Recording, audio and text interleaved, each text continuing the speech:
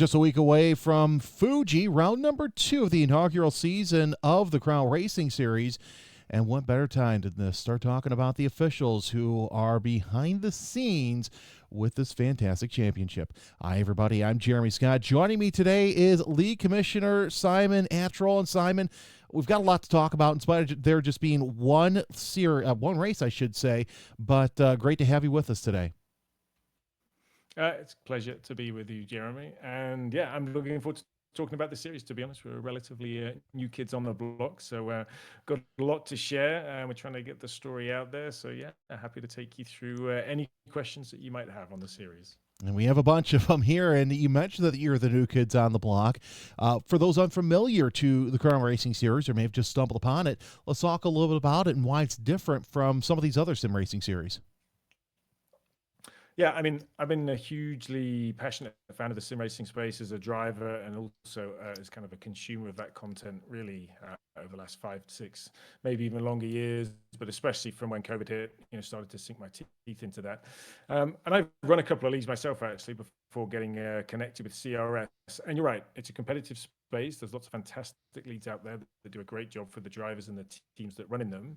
And when the founder of CRS got in touch with me last summer, it was one of the key things that we talked about at length. What are the things that we can do with this CRS league, so with Crown Racing Series, to make it a little bit different? What's going to be appealing to the drivers, so we can attract some great caliber drivers to the series, but also what can we bring back to the fans as well and go maybe a little bit beyond some of the products that we see out there in the market at the moment.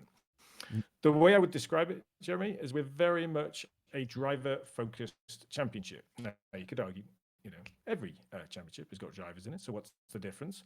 Well, the thing that we want to bring to life through CRS is really the story of the drivers that we have racing for us, and not just the stories that get created from race to race and from round to round. And of course, there will be many of those. We've only had one round to date, so there's lots more of that story to be written.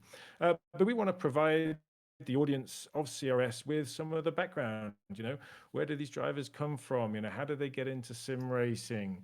What is it that drives their passion to show up in the sim day in, day out and continue to get better? What are some of the other big competitions that they may be competing in with some of the teams that they run for? So we really want to be a platform to not only have an exciting league that has great races, great action, great overtaking for everybody to participate in and to see, but we also want to bring the story of our drivers to life, so that by the end of season 1, you'll have a good deal of understanding of who our drivers are, where they hail from, what they're passionate about, and obviously get a sense of just how they race on track as well. And of course, we mentioned earlier you're league commissioner. With this, you don't hear of too many league commissioners that are front facing or they're in the background. You just don't know about them. So what is your role here in CRS as said lead commissioner? Yeah, it's a good question. So when the founder got in touch with me, as I said, CRS last summer, we actually spent quite a bit of time even discussing what the league commissioner role was, what we wanted it to be, and the benefit that we hoped that it would be able to bring to the league going forward. The basics of this. The behind the scenes work is really being responsible for the sporting and technical aspects of the league. What do I mean by that? Fundamentally, the regulations. How do we go racing? Managing the stewards. We have an external stewarding team, sort of not connected to CRS, but employed to provide stewarding services. And the way that they steward the league and the regulations and watch the races is really critical to giving the drivers a flavor for how we want to go racing. I wouldn't say we have any particularly unusual rules, but we certainly do have a CRS ethos in terms of how we want the drivers to behave on track and the kind of racing that we are looking for. So regulations is a key one, and then as part of the regulations, we need to think about as well from a league commissioner standpoint, what are going to be the rules just around the type of racing. So we're a GT3 series, but we're also a fixed GT3 series on iRacing. So what that means is the drivers have no flexibility on the setup of the cars. Now, we've done that for a number of reasons. I'd say primarily because we want to limit we want the series to be about the drivers, and so by limiting the options around the setup, it really is pitting some of the best drivers just against each other, and you're taking setup expertise out of the equation. And that's something I'm quite passionate about. One, because of course, drivers spend a lot of time fine tuning setups, which is awesome. But for this league, what we really wanted to focus on is say, hey, we got a standard setup. Everyone drives it in iRacing. You know what it is, so that's not going to change throughout the season. You get a choice of GT3 cars, although you must commit to a single brand for the full course of the season. But really, what we care about is just, bringing your best skills to every race and kind of having that really level playing field. And again, that all ties back into that overarching ethos is let's make this series and league about the drivers, their skills, their stories, and trying to really be a platform for them and the league during the races. Now, you mentioned that you got connected with CRS last summer. How did you end up connecting with the series? Good question. You know, I think probably my background ended up being quite a unique opportunity for the founder of CRS. So, um, a little bit about me, as it might be useful to answer the question. So I really got heavily into sim racing, I would say, around the time of COVID, more time at home. That's when I started to build out my sim rig that I had at the time, transitioned away from the console and the Gran Turismo days, and then kind of built, the typical custom setup that you see a lot of sim racers with. So initially I was a driver and I loved racing. I loved honing my skills on the sim, got really deep into iRacing, and that became kind of a big part of my hobby outside of the day job.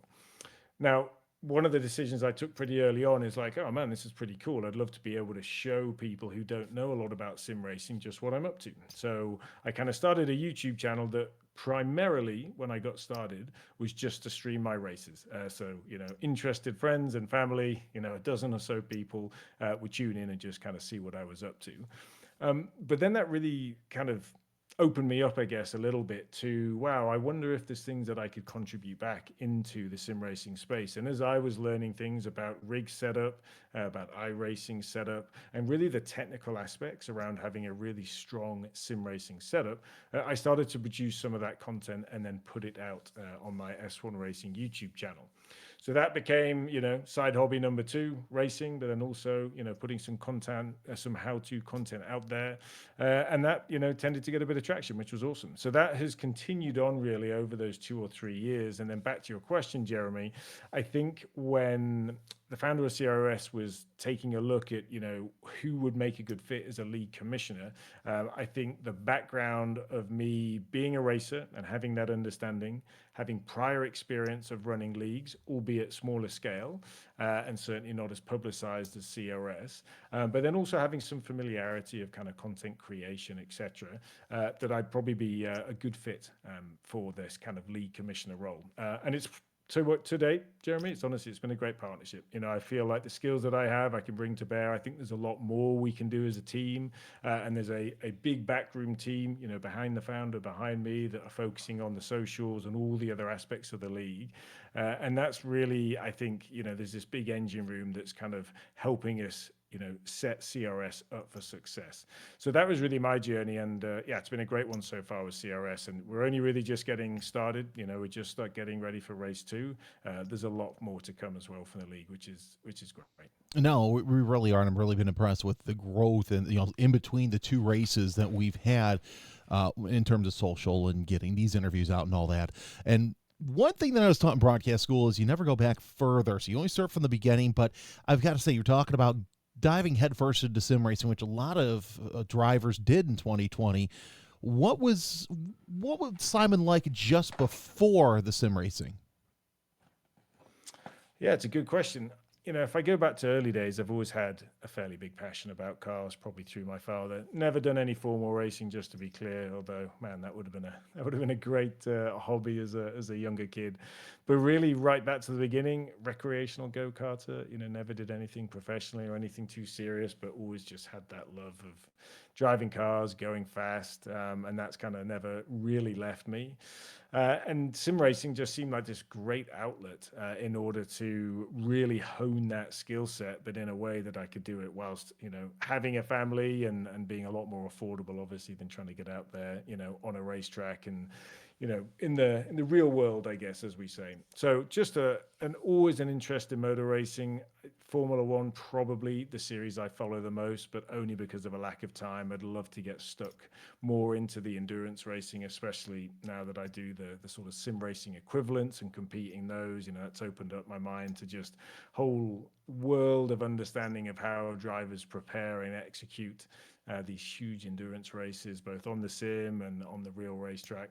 So I think just it's always been my main passion, outside of the day job. So that's kind of led me to this point, and will continue to do so, no doubt, going forward. And of course, also, there's some of us who have some real world experience, whether it be behind the wheel or behind the mic or whatever. We won't mention who's behind the mic real world, but anything that you've been able to do outside the sim that involves tires, rubber, gas, all that sort of thing. Nothing too official beyond those kind of early karting days. One of the things that I really enjoyed actually in 2024 was I at the time in the sim world I'd been racing the Ferrari GT3 488. Just happened to be my car of choice. I was running a ton of series with it. Was quite successful with it. Just was a really fun car to drive. Seemed to suit my driving style. And we were taking a family trip down to Las Vegas that year. And I'd done a little bit of research, and I knew that down at one of the tracks in Vegas, they had a 488 GT3, so the real world equivalent of the sim version that I'd been driving. So I spent, trying to think, probably 2 or 3 hours one of the days that we were down there, just taking out that car for a spin on the track, just to assess, how easy or hard, is the transition, from sim into the real world. Of course, not actually racing, pretty much just me on the track overtaking some of the other cars that were on there. But it was a really interesting experience, Jeremy, because a lot of the learnings I think that I'd made in the sim world really transitioned over to hopping into the car for the real life. The one thing that was very different was the lowing seating position. I obviously sit slightly higher in the sim because it just gives you a bit more visibility. But a lot of the techniques around the control of the brakes, just the way you're listening to the sounds and the feel of the engine. So much of that transferred. It was quite surprising, and it didn't take too long to kind of get to grips with the car. So that was super fun to do. It kind of gave me a huge amount of wonder of, if money was no object, I'd drive one of these cars on a racetrack every day. But yeah, that's really been my main experience. I'd love to do more, but we'll see. I mean, never say never, but motorsport in the real world's quite expensive to get into. So the sim world is doing me just fine for now. Yeah, that's why I'd rather get paid to be in motorsport than actually have to pay into it right now. All right, now you earlier on you mentioned your YouTube channel. Let's talk a little bit about that and the tie-in. Yeah, and to be honest, it could do with a bit more love these days. But I've been dedicating a lot of time to CRS because it's such a great, I see so much potential in the league, and so I'm more than happy to be kind of focusing my attention on it. But I think the tie-in for me is where the YouTube channel has taken off a little bit over the last couple of years has really been around me just sharing, honestly, my learning journey getting into sim racing. And I think where I spend maybe more time than most is really honing the setup of both the hardware and the software. And what I mean by that is the rig hardware itself. I've been through a journey of upgrades and changing pretty much all the different aspects of it. And I've learned a huge amount going through that journey. And I just love sharing that information back. So, that's been something that, I've been happy to share back with the community. And the same goes for PC building. I know a lot of sim racing enthusiasts, tend to build their own PCs, because it's kind of another fun aspect. And because of the variability and how you can do that, there's a lot of decisions that you can make that can, improve that sim racing experience, or make it slightly worse if you don't have all the information.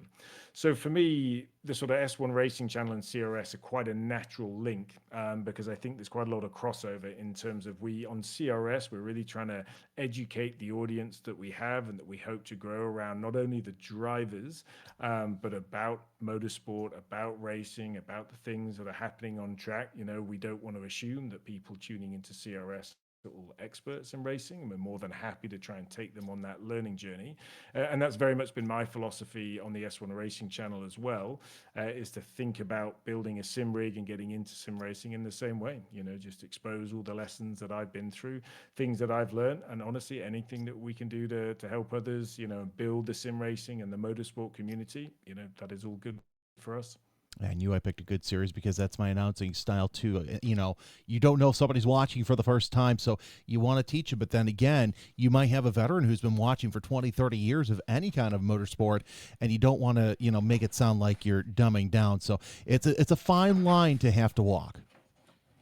Yeah, you're totally right. Yeah. And, we're just learning in CRS for season one. We're trying out a lot of things this season.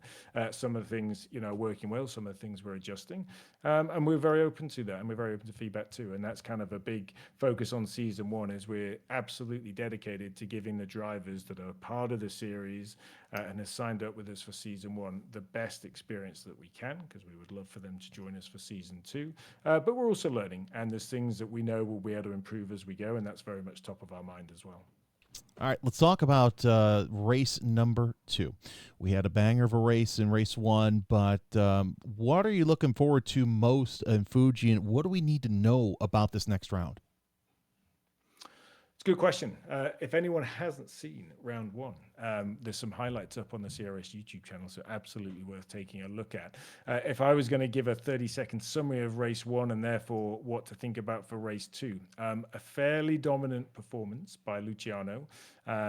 Pole and more or less a lights to flag victory. Did have some competition just around the pit stops where an alternating pit strategy, he got pretty close to the car behind kind of got pretty close during that transition, but he was able to come out on top. Luciano's running the Ferrari, and it does seem the Ferrari and the Mustang currently are the cars that we're seeing or typically seeing at the front of the field, but that could change from track to track.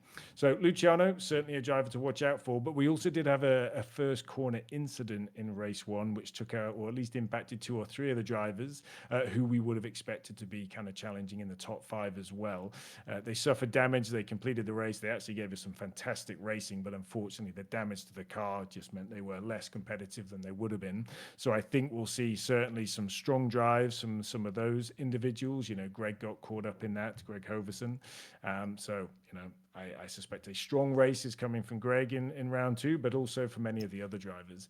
And what was really exciting for all of us at CRS was just how tight the racing was. You always get a little bit of field spread, and of course we saw that at Silverstone, but really P1 to P5 was almost in the same broadcast picture throughout the race. We had a bit more of a spread post the pit stops, but that was really exciting. It's what we were hoping for. It's one of the reasons why we picked a fixed setup, is to try and keep the field fairly bunched. We thought the drivers did a great job in round one. Yeah, round 1 was an absolutely great race. You had everybody had somebody to race with, and that's what you want in a sim series. And sometimes it's really tough. And to that point, we'll talk more about the schedule. But what should people watch out for in Fuji this next weekend? Yes, great question. So Fuji should be an interesting race. Now, typically you'll get rain at Fuji, and the race that we have planned next weekend will be no different. It's not going to be a total washout. We're expecting kind of some wet, dry periods throughout the race. And potentially even throughout qualifying as well. So what does this mean? It means it's a little bit more difficult for the drivers to prepare. It's not going to be immediately clear to the drivers whether qualifying is going to be dry enough at any point for slicks, but it could be. So that should add a little bit of jeopardy into qualifying, which will be interesting. And then in the race itself, the forecast at the moment is it looks like it's going to start out as a dry race. So that makes things a little bit easier for the drivers. But we are expecting rain towards the end of the race. Exact timing, TBD, but I would guess in the latter half of the race, there is likely to be a need for a pit stop for wets. We will see. So I think what I would be watching out for watching the race is I think strategy will actually come into it quite a bit. Tire selection in qualifying. Tire selection at the beginning of the race is probably going to be slicks if I look at the forecast, but then timing that switch over to wets knowing that the drivers also will have to pit for fuel at some point because they have a limited fuel tank with a fixed setup. These are things that might make the difference. Put a bit more pressure on the guys at the front who are trying to protect the lead, because you don't always want to be the first one to make that pit stop or to make that call in case you get it wrong. So, I would say round one was awesome, great racing, but it was, it was kind of like a sprint, because the weather didn't do anything crazy. It was just a kind of a dark race or a night race that then came into the dawn. There'll be no problem with visibility in this race, but certainly the strategic element around tires and fuel with the rain in the air, that's going to be critical. And Fuji in the wet is always mayhem, doesn't matter what series it's at. Now, you take a look at the schedule. We just got done with Silverstone. We're going to Fuji. We've got Daytona. There's Monza. There's Spa on the list. What, obviously, other than it being the greatest hits of any GT3 series, what was the reasoning behind the tracks in this year's schedule? Oh, it's a good question, actually. We wanted to go for iconic tracks. It's something, myself and the CRS team did chat quite a bit about in the summer. There's a number of reasons. I think the iconic tracks are great because a lot of our viewers will naturally know the tracks, places like Spa, Monza, Fuji, maybe to a lesser extent, but certainly some of our enthusiasts will be familiar with that. Silverstone, kind of home of F1. So iconic tracks was definitely part of it. But we also wanted to take a range of tracks that would give us an opportunity to experiment with some different weather as well. We want to be relatively true to conditions that you might typically see at the tracks we're racing at, hence the rain that's planned for Fuji. But the other element, I guess, that I think we're thinking about the drivers as well is we didn't want to pick particularly obscure tracks because when you pick those, you'll obviously have some individuals that know those tracks well, but you might have some of our drivers that drive them less frequently. And we're really pro, the close racing, the focus on the drivers. So we also want to provide a platform for the drivers where they feel, they can show up, they can do their preparation, their tracks that they're familiar with, and it gives them the best chance to be successful in the race as well. So I'd say a range of different things went into it. And maybe for season 2, Jeremy, we'll look at it slightly differently. But I would say drivers, close racing, iconic tracks, they were all kind of key parts of the decision for season 1. Well, Simon, thanks for joining us. I know you got to get ready for race planning. Any final thoughts for those who are on the fence of either watching or maybe participating in season 2? Well, I would just say come join us, see what you can learn. I've mentioned it a few times today, Jeremy, and a key facet for us at CRS is trying to make motorsport as accessible as possible. There are so many great leagues out there, and I encourage any of those of you listening or viewing, take in, whatever you can, whatever grabs your interest. The CRS story is really going to be around the drivers. We've got a lot of content already posted on the YouTube channel and on our other socials that will give you a bit of insight into the league, but more importantly, into the drivers themselves. There's a lot of recaps from round 1, so if you didn't see that race, but you want to hear from the driver's perspective, a lot of that has been captured. And we're just getting started on this journey, so we'd love to have you with us. We've got a lot more to come, and we'd love to hear from you all as well. We're in this big learning journey for season 1, and we're just continuing to build the content, how we want to show up. And as I said, just provide this platform for racing that hopefully really expands the audience of folks that we can get eyes into sim racing, into motorsport in the future. CrownRacingSeries.com is the website to go to. Don't forget Fuji, Saturday afternoon in the United States, noon Central, and 6:30 GMT if on the CRS YouTube. Simon, thanks for taking time out of your day to join us. That's fantastic. Great to chat with you, Jeremy. And we'll have more Forging the Crown throughout the season. Luciano Whitfit is our guest next week, just before Fuji, to preview it. You can catch it all here on the CRS YouTube channel. My name's Jeremy Scott. We'll see you next time.